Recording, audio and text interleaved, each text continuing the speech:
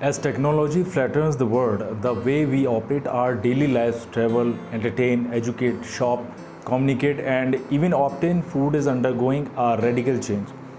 This has impacted a variety of stakeholders in the country differently. There are obvious winners and losers. With the availability of a wide range of e-commerce platforms, life has become more convenient and easier. But looking at the bigger picture, depict that with tactics like huge discount and cashback, etc. E-commerce giants have caused significant damage to small and medium online businesses. In this context, let's understand more about e-commerce and its functioning. What do we mean by e-commerce? The term electronic commerce refers to a business model that allows companies and individuals to buy and sell goods and services over the internet. Nearly every imaginable product and services is available through e-commerce transaction, including books, music, plane tickets, and financial services such as stock, investing, and online banking. As such, it is considered a very disruptive technology. So what are the benefits of e-commerce provides? Proximity between buyer and seller. E-commerce enables sellers to come closer to customer that lead to increased productivity and perfect competition. The customer can also choose between a different seller and buy the most relevant product as per requirement. So customer now have access to virtual store 24/7. So wider range of buyer and sellers. It provides a wider reach and reception across the globe market with minimum investment. It enables sellers to sell to a global audience and also customer to make a global choice. So geographically, boundaries and challenges are eradicated, reduced. So reduction in production distribution cost through direct interaction with the final customer. This e-commerce process cuts the product distribution chain to a significant extent. This way, product and services are created to, cater to the individual preferences of the target audience. Like other benefit, the growth in the e-commerce sector can boost employment, increase revenue from export, increase tax collection by exchequers, and provides better product and services to customer in the long term. The e-commerce industry has been, directly impacting the micro, small, and medium enterprises in India.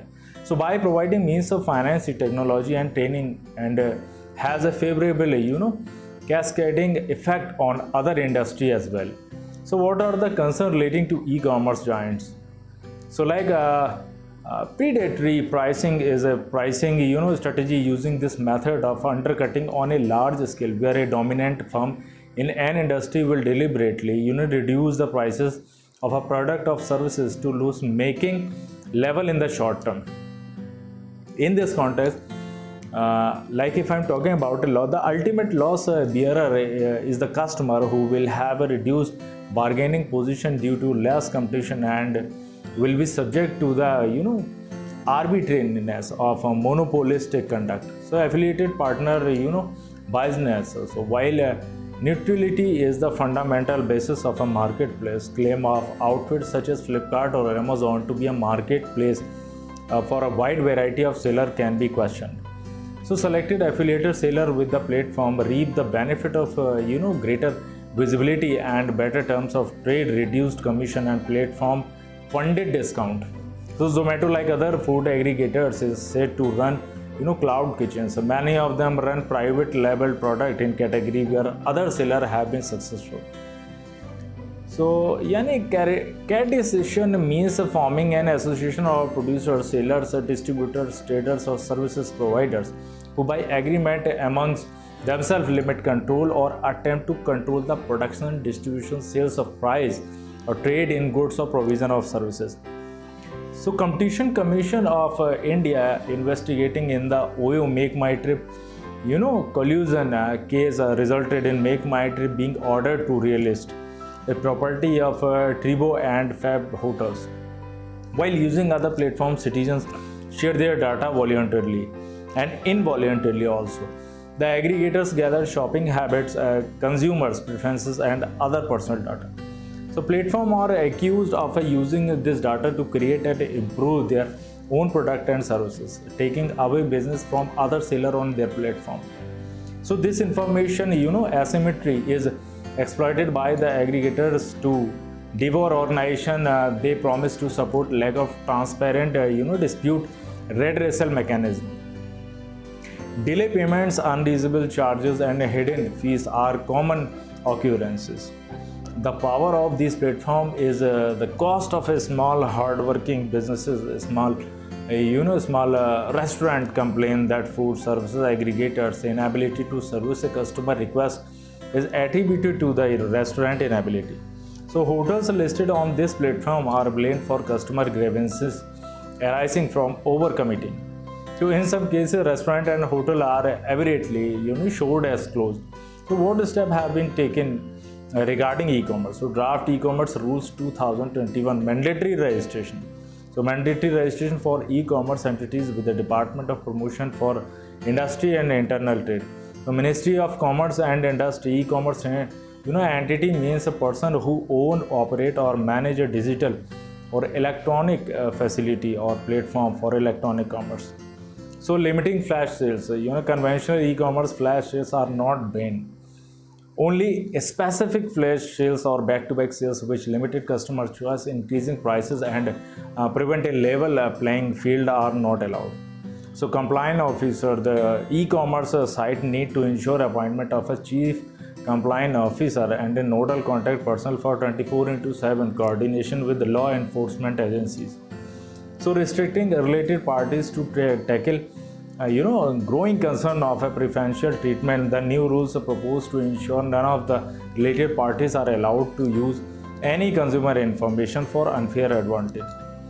Clause of a country of origin, the entities will also have to identify good based on their country of origin and provide a filter mechanism at a pre-purchase stage of customers. So they will also have to offer alternative to these imported goods to provide a fair opportunity to domestic sellers.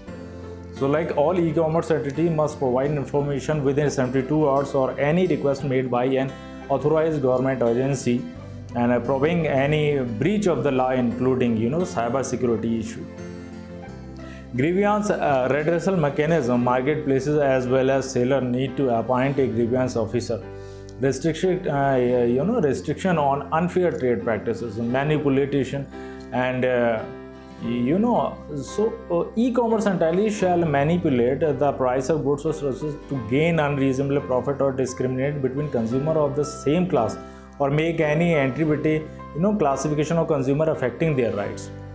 No seller or inventory e-commerce entity shall falsify, represent itself as a consumer and post review about goods or services or misrepresent the quality of the features of any goods or services.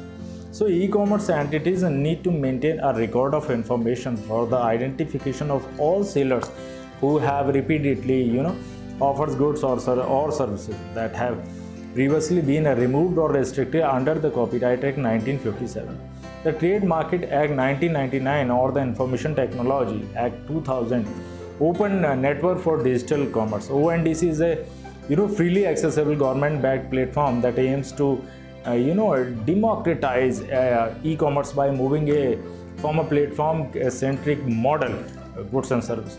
So thus creating platform that can be utilized by all online retailers. How can we improve e-commerce function? A parliamentary panel on the Consumer Protection Rules 2020 has recommended that the government should amend the rules to provide better protection to consumer right and stop unfair practices. So key recommendations are there. So clear definition, there should be a more clear-cut definition of what constitutes unfair trade practice and practical legal remedy to tackle such circumventing practices by e-commerce entities clearly defined. So like for protection of privacy of users and security of their data, the panel has recommended that a user personal data may be categorized as per the level of the sensitivity and appropriate protection may be assigned for each level. So e-commerce entity should provide a dedicated customer care number as well as a mechanism to monitor the time taken by customer care executive to resolve an issue. So discourage deceptive technique. So some corrective mechanisms to discourage deceptive tactics, including manipulation of algorithms, fake product review and rating must be created so that the consumer interest is not harmed in any way. There is a lot to learn from the Digital Market Act of the EU that seeks to address unfair practices by these gatekeepers. So market dominance and subsequent involving of fair competition rules should be triggered at the level of micro market and for product segment. The rule should allow for punitive penalties for unfair practices. So that's all the discussion on the e-commerce. Thanks for watching.